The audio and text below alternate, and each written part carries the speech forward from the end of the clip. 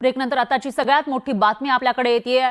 मुंडेंच्या राजीनाम्याचा घटनाक्रम नेमका कसा झाला त्याचा पूर्ण हा जो घटनाक्रम आहे तो न्यूज 18 लोकमतच्या हाती लागलेला आहे। तर मुख्यमंत्री फडणवीस हे प्रारंभीपासूनच धनंजय मुंडेंनी राजीनामा द्यावा यासाठी आग्रही होते। यापूर्वी 3 ते 4 वेळा अजितदादांशी त्यांनी चर्चा केली होती अशी माहिती आहे। तर स्वतः धनंजय मुंडे यांनाही समजावून सांगितलं होतं, पण धनंजय मुंडे ऐकायला तयार नव्हते। शेवटी एका क्षणी देवेंद्र फडणवीसांनी अशी भूमिका घेतली की जर तुम्ही राजीनामा देणार नसाल तर मला राज्यपालांना पत्र लिहून तुम्हाला मंत्रिमंडळातून काढण्याची कारवाई करावी लागेल अशी माहिती समोर येते। या इशाऱ्यानंतर वातावरण बदलल्याचं कळत आहे। तर काल पुन्हा धनंजय मुंडेंना उद्याच्या उद्या राजीनामा द्या असंही त्यांनी सांगितल्याची माहिती आहे। त्यामुळे मुंडेंचा राजीनामा नेमका कसा झालेला आहे त्याचे अपडेट्स आलेले आहेत आपल्याकडे। राजीनाम्याच्या घटनाक्रमाचा एक्सक्लुझिव्ह असा हा रिपोर्ट आपण बघणार आहात न्यूज 18 लोकमतच्या माध्यमातून।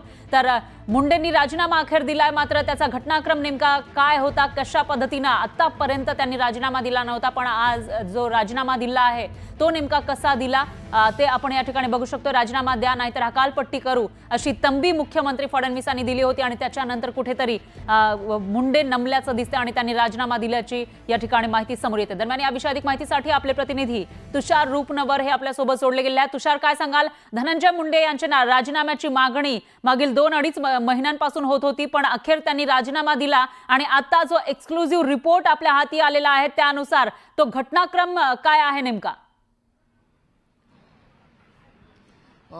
फरा धनंजय मुंडे यांच्या राजीनाम्याबाबतची इनसाइड स्टोरी आता समोर आलेली आहे।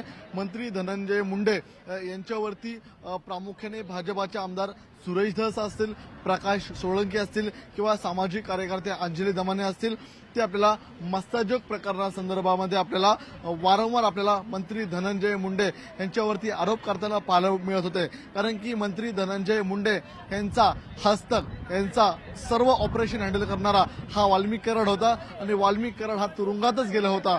त्यामुळे जर तपास जर स्वतंत्रपणे करायचा असेल तर त्याला मंत्री धनंजय मुंडे यांनी राजीनामा देणं बंधनकारक होतं।